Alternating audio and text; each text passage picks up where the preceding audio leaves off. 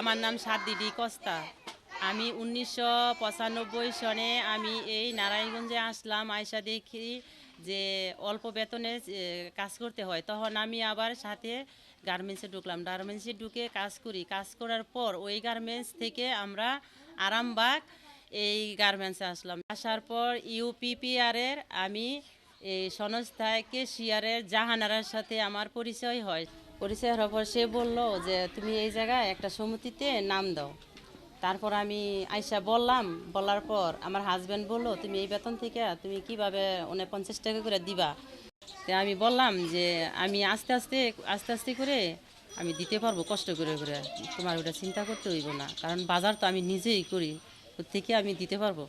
তখন আমি ইউপিপিআর চেয়ারম্যানের সাথে গেলাম, জাহানারা খালার সাথে গিয়ে বললাম ঠিক আছে আমি এখন থেকে পারবো দিতে। তারপরে আমি 3 মাস দিতেছি। 3 মাস দেওয়ার পর তুমি যদি এই জায়গায় নিয়মিত যদি কাজ করো আর জমা দেও টাকাটা সমিতিতে, তাইলে তুমি তোমার মেয়ের পড়ার খরচটা পাইবে। তখন আমি ভাবতেছি যে এত টাকা লাগে পড়াশোনা করতে, তা আমি এটাই কষ্ট করে করি, করলে তাই আমার মেয়ে তো ওই টাকাটা তো পাইব, ওটা দিয়ে ওর চলবো, তাহলে ওর বাবার কাছে আর কি করতে হইব না, চাইতে হইব না। তখন আমি এটা চিন্তা ভাবনা করলাম, আমি কষ্ট করে অনেক কষ্ট করে আমি এনে জমা করলাম, সমুদ্রের ভিতরে রয়ে গেলাম। তারপর 1 বছর পরে আবার বললো যে আরেকটা গ্রুপ করব, ওই দলের দলনেত্রী করবে। তখন আমি আবার এই দলনেত্রী হিসাবে কাজ করতেছি।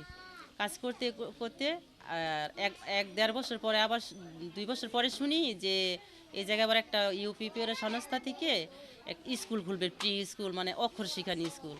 তখন আমি এই স্কুলে তারাই আমারে এই ইউপিপির থেকে চেয়ারম্যান আর কেশিয়ারে আমার এই স্কুলে ঢুকায়। আমি স্কুলে কাজ করি 1,000 টাকা বেতনে। এখন আমার বেতন হয়েছে 2,000 টাকা। আমি 2,000 টাকা মাসে কাজ করি। আর আমার মেয়েও মেট্রিক পাস করলো, আইএ পাস করছে, এখন আমি ডিগ্রিতে ভর্তি করতে পারছি। আমার স্বামী ওখানে আগের চাইতে, আমার স্বামীও এখন গার্মেন্টসে কাজ করতেছে, তারও বেতন আছে।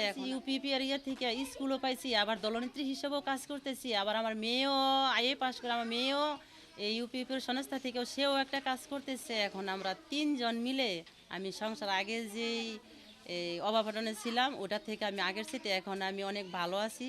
আমি এখন সুন্দর করে 3টা মেয়ে সচ্ছলভাবে নিয়ে আমি থাকতে পারতেছি, খাইতে পারতেছি। আগে আমার যে কিছু ছিল না, কাপড় চোপড় যেরকম ছিল না, এখন আমি আগের তুলনায় এখন আমি অনেক সুন্দরভাবে 3টা মেয়েকে নিয়ে পড়াশোনা করাই আমি আরও উপরে লেভেলে, আর উপর দিকে শিক্ষিতভাবে শিক্ষিত মতো করে মানুষকে মানুষ গড়ে গড়ে তুলতে চাইতেছি, মানুষের মতন মানুষ হইতে চাইতেছি।